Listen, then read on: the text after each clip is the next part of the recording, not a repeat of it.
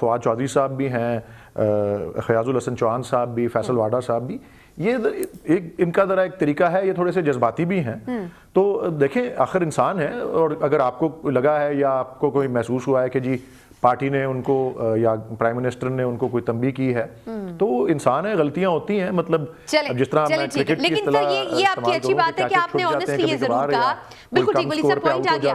لیکن اتنا آنیسٹی آپ نے کی کہ آپ نے کہا کہ جو ماحول تھا اس کو سامنے رکھتے ہوئے کاؤنٹر کرنے کے لیے کچھ اگریسو لوگ بالکل چاہیے تھے پی ٹی آئی کو. پوائنٹ آپ کا جسٹیفائیڈ ہے. تمام تر برائیوں کی جڑ کرمنل جسٹس سسٹم ہے، اور اس کو انہوں نے ریفارم نہیں کیا ہے. ہم بار بار کہتے رہے کہ کم از کم وہ قوانین جن کو بار بار جن کا ناجائز فائدہ اٹھایا جاتا ہے اس کی ترمیم کر لیں، وہ بھی نہیں کی. بعد میں پتہ یہ چلا کہ چونکہ وکلاء اور نیشنل سطح پہ جو عدالتیں ہیں ان کے جج یہ ملے ہوتے ہیں، ان کی روزی کا ذریعہ یہی کرمنل جسٹس سسٹم ہے جس میں ابہام بہت ہے، جو کہ 100 سال پرانا ہے، اور جس کی وجہ سے ایک بڑے بڑے وکیل ہیں، میں یہاں نام بھی نہیں لے سکتے، کہ وہ فیسیں لے کے بیٹھ جاتے ہیں 10-10 20-20 کروڑ. ان کے وہ کیسز پھر 3-3 4-4 5-5 سال تک پیشیں بھی نہیں ملتی، تاریخیں نہیں ملتی ہیں.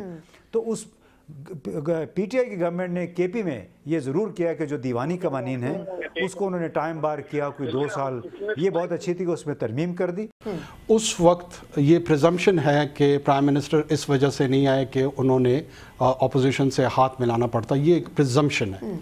ایکچوئل سچویشن یہ تھی کہ بیک گراؤنڈ میں ایک انتہائی ٹینس ماحول تھا، اور وہاں پہ ہمارے جو انٹیلیجنس آؤٹ فٹس کے باسز ہیں وہ بھی نہیں تھے، اور کچھ بیک گراؤنڈ میں چیزیں ایسی چل رہی تھیں. چیف تو تھے نا خود، یقیناً وہ تھے اور کلیکٹیو وزڈم کے تحت کیبنٹ میں فارن منسٹر جو تھے، he was representing prime minister, اور انہوں نے شہباز شریف صاحب کے ساتھ، آصف زرداری صاحب کے ساتھ مشورے کیے، اور ان مشوروں پہ یہ ہمارے سامنے we are witness to that, ان مشاورت پہ عمل بھی ہوا.